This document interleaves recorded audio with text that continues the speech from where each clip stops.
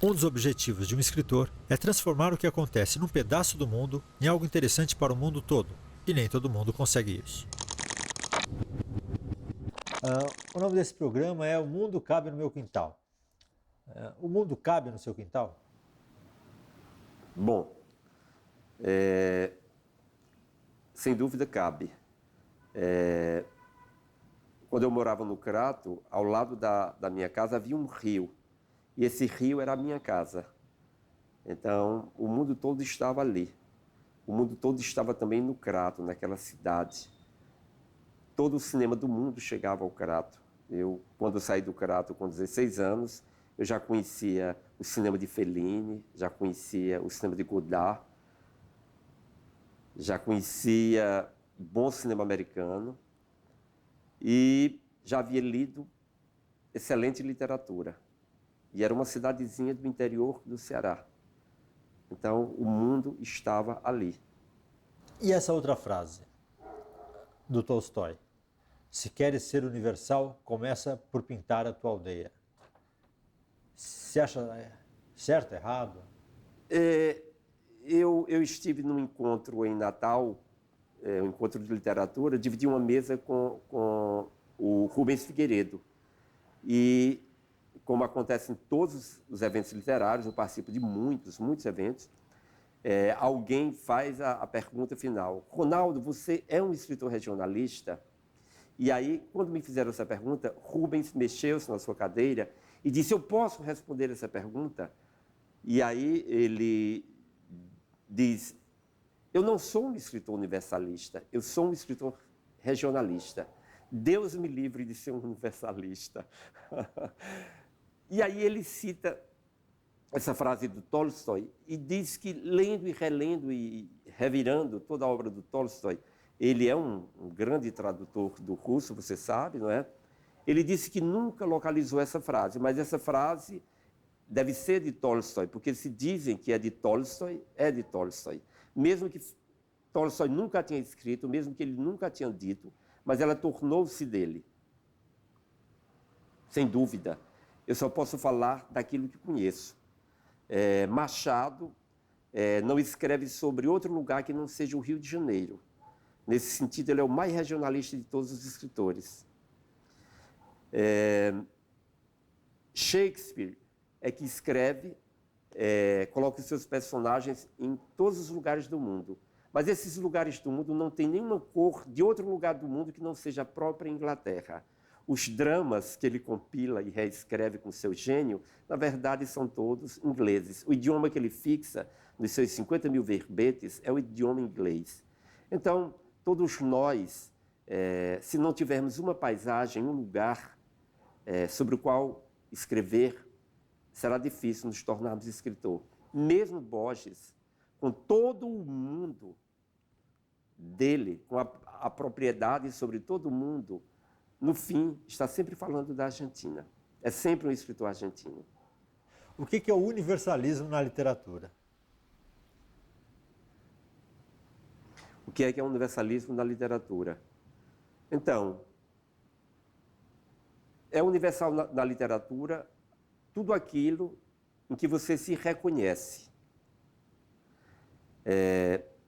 Eu leio há muitos anos um poema épico indiano chamado Mahabharata.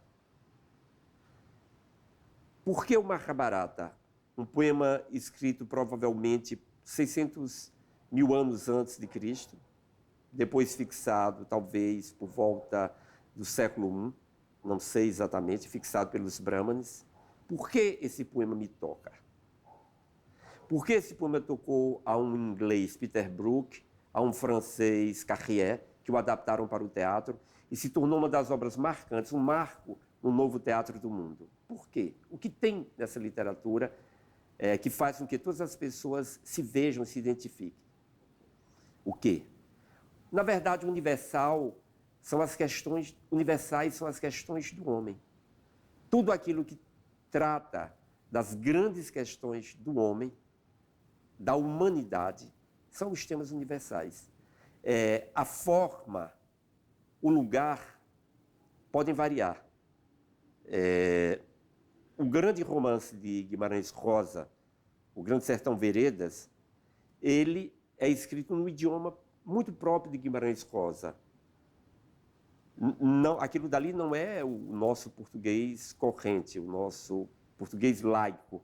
É um idioma construído por Guimarães, assim como Joyce construiu um idioma para escrever a literatura dele. O Finnegan's Wake, por exemplo, a obra de Joyce tem um idioma, possui um idioma. Então, em Guimarães Rosa, o idioma, no entanto, está a serviço de grandes questões do homem. A existência ou não de Deus, a existência ou não do diabo, a questão da ética, a questão do amor, de reconhecer o amor no outro, a grande questão platônica do amor que está no Banquete. É um livro sobre poesia e metafísica, altíssima poesia, altíssima metafísica. Então, tudo que diz respeito ao homem e diz com propriedade, ele diz respeito a todos os homens de todos os lugares do mundo. O universalismo se conflita necessariamente com o regionalismo, né, com a predominância do local, do particular?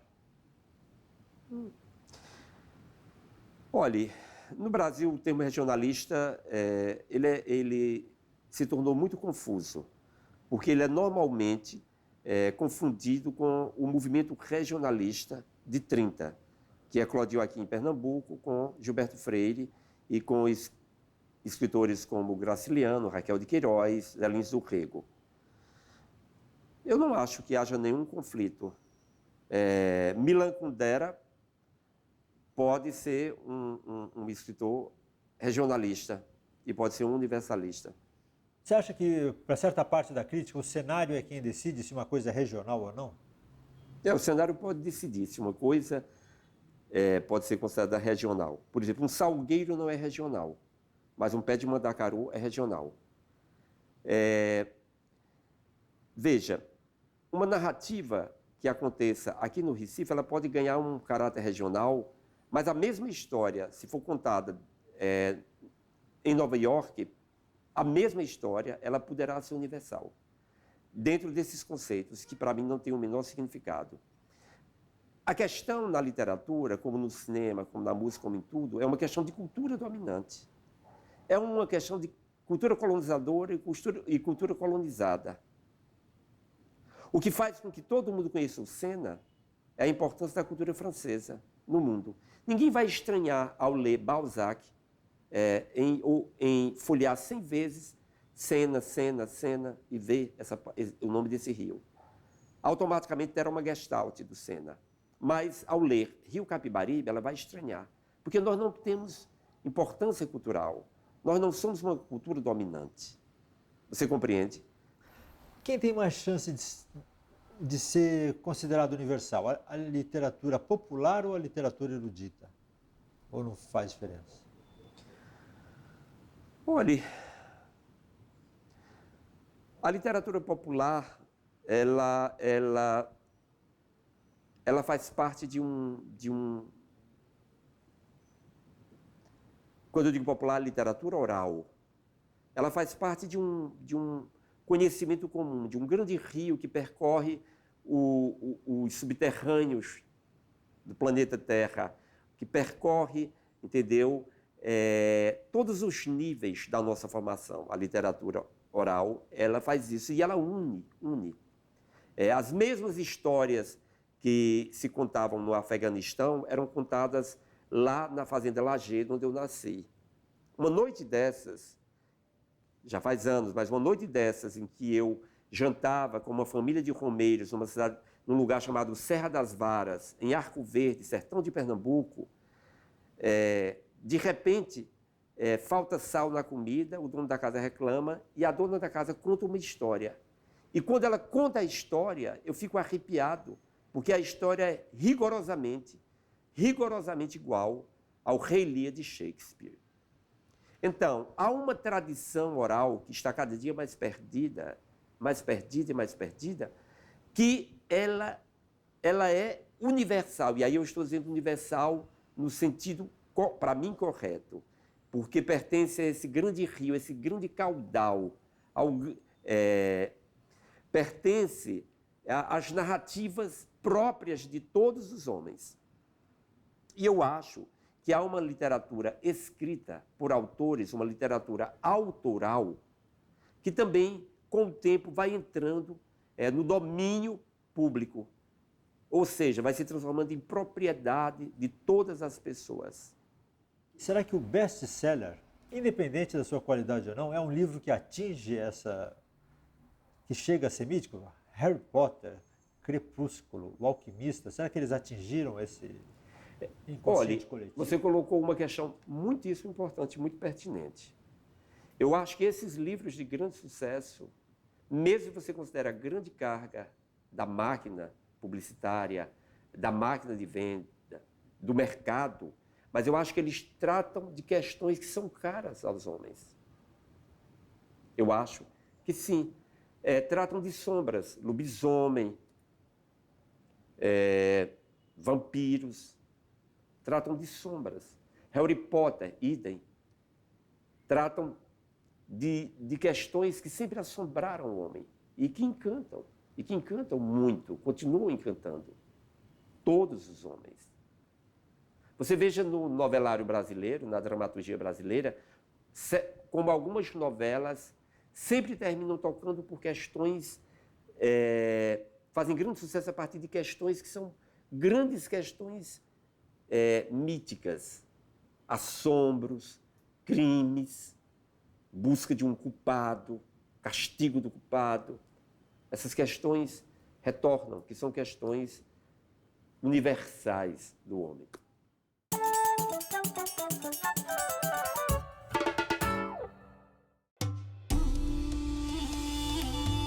Amos Oz nasceu em Jerusalém no ano de 1939.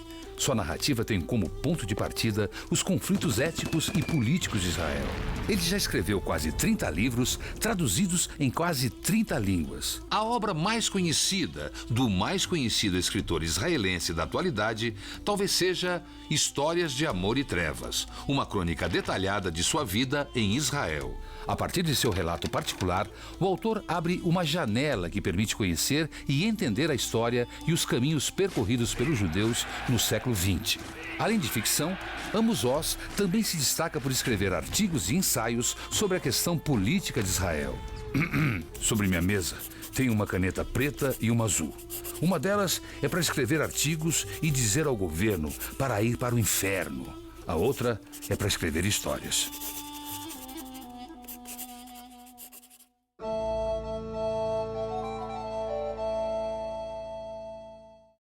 Na obra do poeta matogrossense Manuel de Barros, quintal ele é a metáfora da infância, esse lugar onde se exercita a ser criança, e dali ele tira muito da matéria-prima do seu fazer poético. Este livro, Memórias Inventadas para Crianças, traz poemas que se aproximam de pequenos contos, em que esse poeta que fala das coisas inúteis e dos restos do mundo, traz um pouco do menino que foi e que diz que tem saudade do menino que não foi.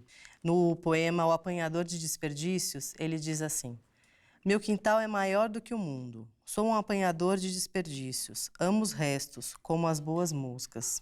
Manuel de Barros é o poeta dos restos, das coisas inúteis, daquilo tudo que iria para o lixo. Ele transforma em matéria poética. E essa é a mesma coisa que a criança faz no seu quintal. Quando ela transforma os cacarecos, as tampinhas, os pregos, os restos de fita em brinquedos. Ela constrói o seu mundo com o que ela encontra ao redor, desmanchando a natureza. Num outro poema, Delírios, ele diz assim: eu reparava que os sapos têm o couro das costas bem parecido com o chão, além de que eram do chão e encardidos. Um dia eu falei para a mãe: sapo é um pedaço de chão que pula. A mãe disse que eu estava meio variado, que sapo não é um pedaço de chão, só se fosse no meu delírio.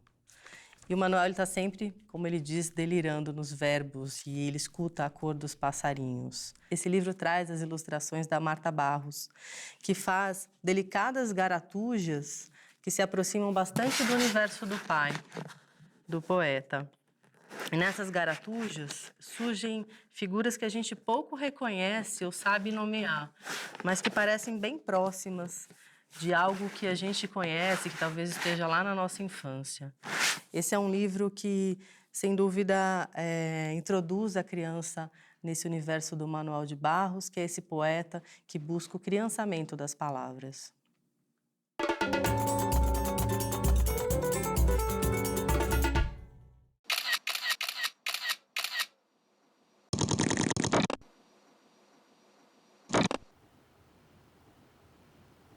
Eu gosto de escrever no meu escritório, na minha casa. Eu tenho uma grande dificuldade de escrever em viagens, por isso eu prefiro não viajar.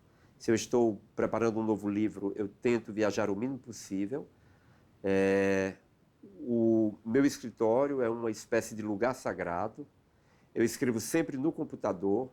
Eu tenho 10, 12 ou 15 agendas, cadernos de anotações que andam sempre comigo, eu estou sempre anotando, mas para trabalhar mesmo, para produzir um conto, uma novela, um romance, uma crônica, ou uma peça de teatro, eu me sento na frente do computador e escrevo, e tiro dali o que eu desejo.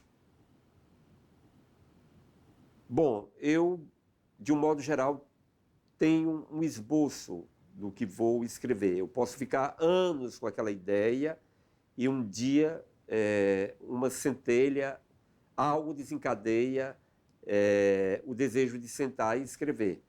É necessário que haja essa centelha, é necessário que alguma coisa me provoque isso.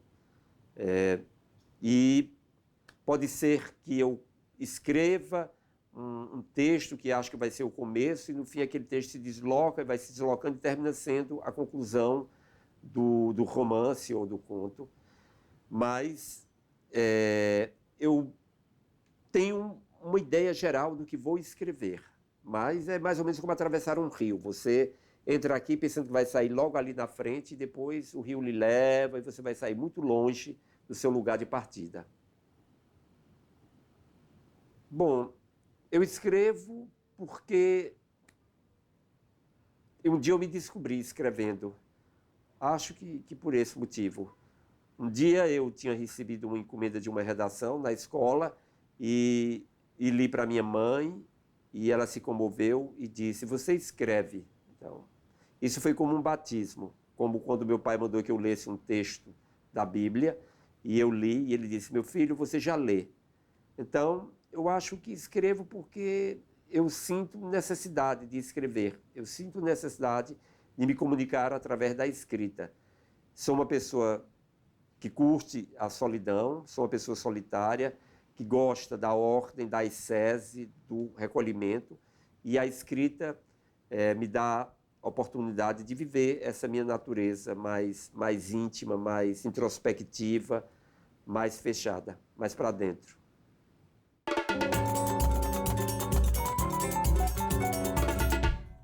Oi, gente, eu sou a Duda, do blog Bookedict, e hoje nós vamos conversar sobre o livro A Confissão da Leoa, do escritor moçambicano Mia Couto.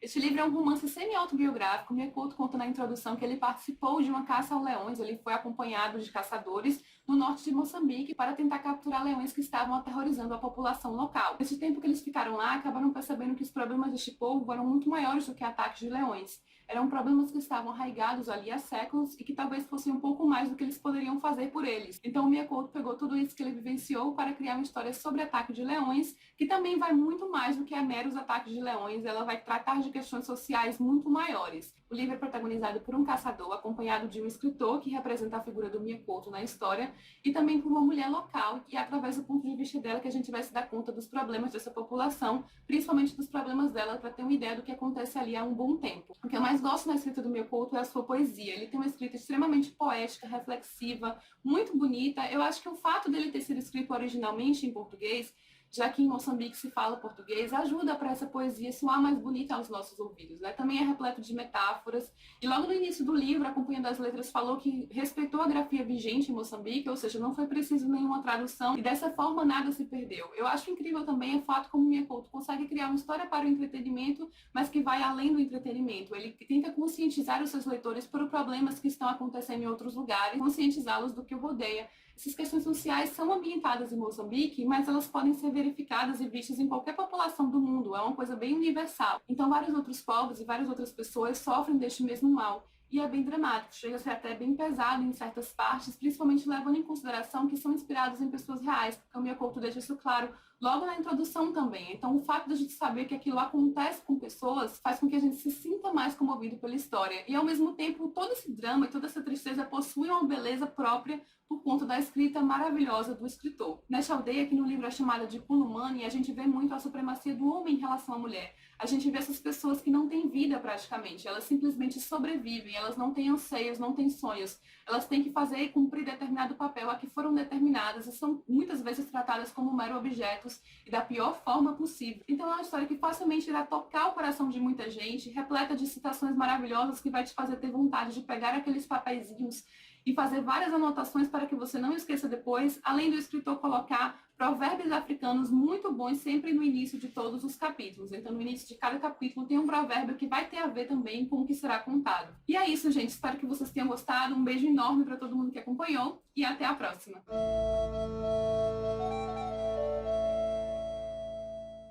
Meu nome é Vera, eu sou da cidade de Sorocaba, tenho uma loja de autopeças há 26 anos na cidade. E há mais ou menos 10 anos eu resolvi montar a nossa biblioteca, que é a minha paixão. A princípio eu montei a biblioteca na sala dos funcionários e mesmo assim eu ainda achava que era pouco. Olha, no começo a gente achava até meio estranho, tal. Quando surgiu a ideia, ela falou, meu, é um pecado ter esses livros só em casa, para mim ou para alguns amigos, entendeu? Queria uma retirada maior dos livros, uma circulação maior e acabei descendo a biblioteca aqui para o pátio da loja, né? Aí no começo começou a montar, as pessoas curiosas começaram a perguntar, perguntavam, esse livro, tal. Aqui no meu bairro não tem nenhuma biblioteca, a minha é a única. O pessoal da região aqui, os vizinhos, eles vêm aqui só para pegar livros. No fim virou uma febre mesmo. Nós temos uns 5 livros que saem por dia, mais ou menos, né? É um volume bom que eu considero, sabe? E fora isso, não só aqueles que saem, as pessoas ficam aqui lendo também, que nós temos um espaço onde as pessoas podem ficar à vontade para ler, né? É muito interessante, porque você não imagina que dentro de uma loja de autopeça você vai encontrar livros, né, de fácil acesso. Quando eu trouxe os livros de casa, não passava de 150 livros. Então eu trouxe, aquilo foi incrementando, as pessoas foram trazendo também. Agora nós estamos com 1.600 livros, todos cadastrados, de fácil acesso. Eu até mando por e-mail para as pessoas que quiserem ler com calma, né, quais são os títulos, sabe? O fato, assim, de ter uma biblioteca, né, gratuita estimula muito mais, sim. Outro dia também nós tivemos um morador de rua que passou aqui e pediu um livro. Ele levou o livro, leu, depois devolveu, foi muito bacana. Eu também não tinha muito hábito de ler. Ah, você lê muito? Não, nunca fui muito aquele assíduo de leitura. Mas você vê as pessoas pegando o livro, lendo e comentando sobre o livro, você começa a ter curiosidade. Então, quando você tem um lugar disponível, uma biblioteca gratuita, as pessoas têm vontade de ler, sim. Existe uma mudança de comportamento quando você aproxima a biblioteca da pessoa. Então, eu vejo essa biblioteca como uma obrigação minha como cidadã, como ser humano, sabe? De querer que as pessoas sejam diferentes, sejam melhores, né? E se o livro contribuir, se através do livro existe essa melhora no ser humano, vamos ler.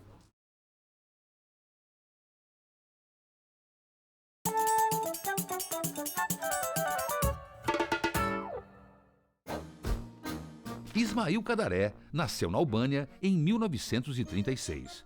Vivendo sob a ditadura de Enver Hoxha, ele teve 4 livros proibidos. Mas Cadaré não abandonou seu país. Sentia-se peça-chave na luta pela democracia e foi até membro do parlamento albanês.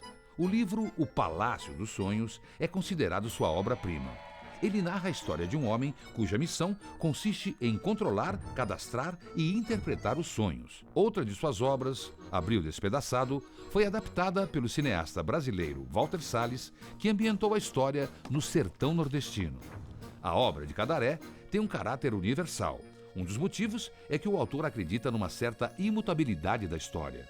Para ele, uma guerra entre aldeões no século XIV pode muito bem explicar os ataques aéreos a Kosovo ou o eterno conflito do Oriente Médio.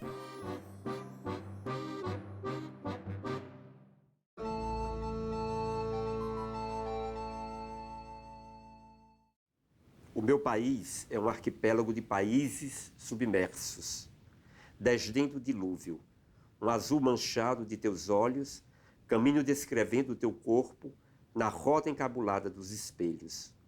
O meu país é noite adentro, o aguardar das enchentes que transbordam o sono.